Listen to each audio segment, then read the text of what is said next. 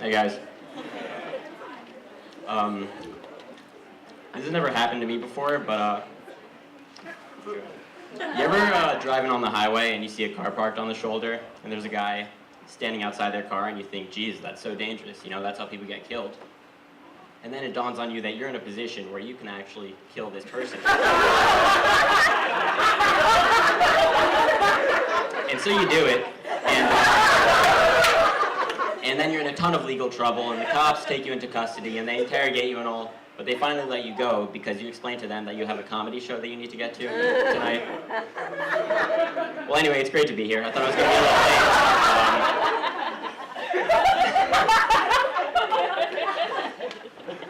So I've decided that I definitely don't want to be cremated. I don't know, that just seems really painful to me.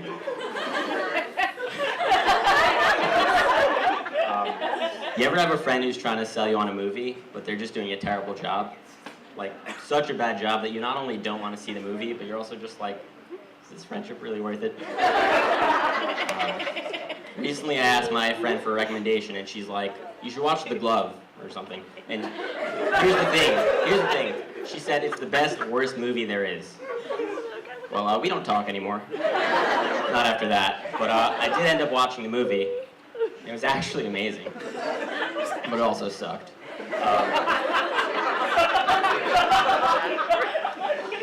Some of the automation that's designed to make life easier does not seem well thought out.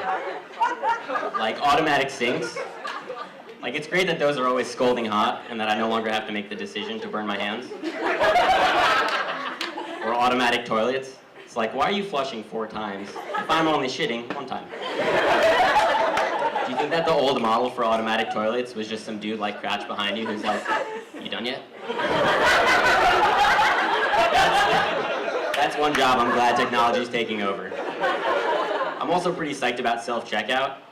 I mean, a couple of years ago, if you told me that at any given moment I could be bagging my own groceries, I'd drop whatever I was doing.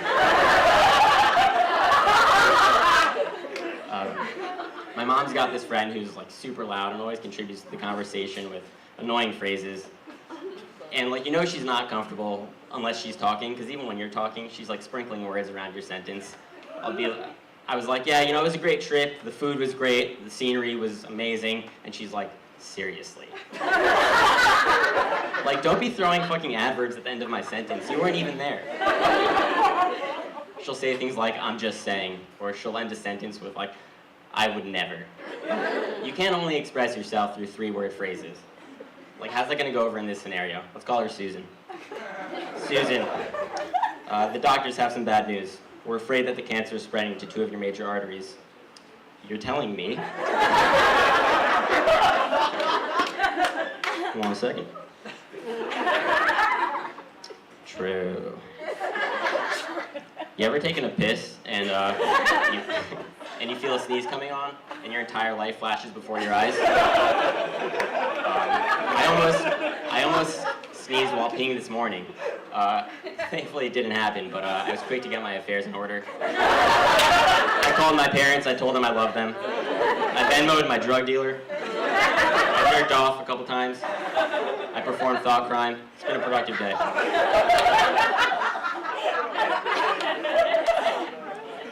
So I was hanging out with this girl, and one night she was talking about how we should be exclusively hooking up, and I was like, oh man, like, what if we want to do other activities? We can't even grab a bite.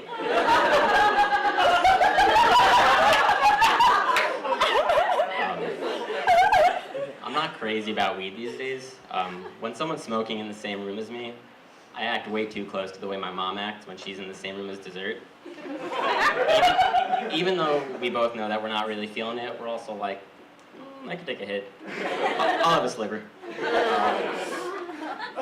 Y'all know that guy in GQ that serves the chicken finger meltdowns and nothing else as far as I'm concerned? You know what I'm talking about? The one who's like unhappy with you before you even step foot into it.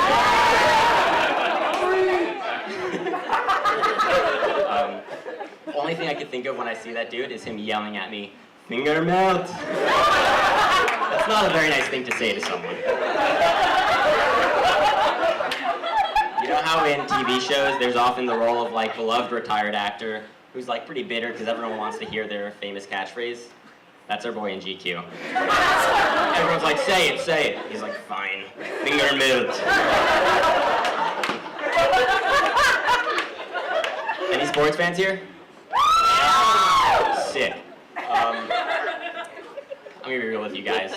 When the Patriots lost the Super Bowl, I almost killed myself. But the more I thought about it, I realized it's probably you know, it wasn't the move because I don't even care about sports.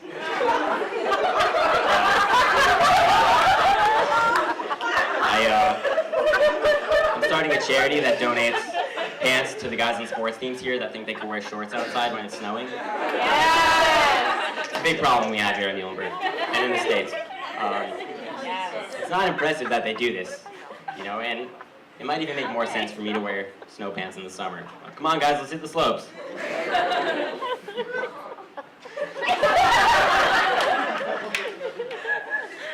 Recently, I was eating with some guys on the track and wrestling teams, and I was particularly hungry during this meal, so I was probably eating like a quarter of what they eat. And one guy's like to me, yo, I see you got a burger and sloppy joes on your plate. Mad respect. Not your everyday compliment. Okay. And a couple minutes later, another one of them motions to my plate. He's like, so here I am getting some serious street cred with these bros. I'm like pulling fruit snacks out of my bag and they're cheering for me. But in all seriousness, I was thinking, is this really what it takes to be cool? You know, like as a child, no one advised me that this was how you make friends. My mom probably told me something along the lines of, you know, like just be yourself, people will like you. What you should have said was, just be nice, be yourself, and if you have it in you, eat as much as you fucking can. I don't know about you guys, but I'm so polite in my emails. Like, especially if I'm writing to a teacher, probably sound like a prick. I'll be like, hi, professor. If it's not a big deal, and you're not busy, and it's no imposition, and you have just a couple of minutes, I'd like to stop by during your office hours. Like, I can imagine being a teacher, reading that, and just being like, this kid sucks. But that's why I'll sometimes throw them for a spin. I'd be like, hi, professor. If you'd be so kind and you have the time to spare, I'd like to speak to you after class, you punk-ass bitch. Thanks, guys. You're hilarious.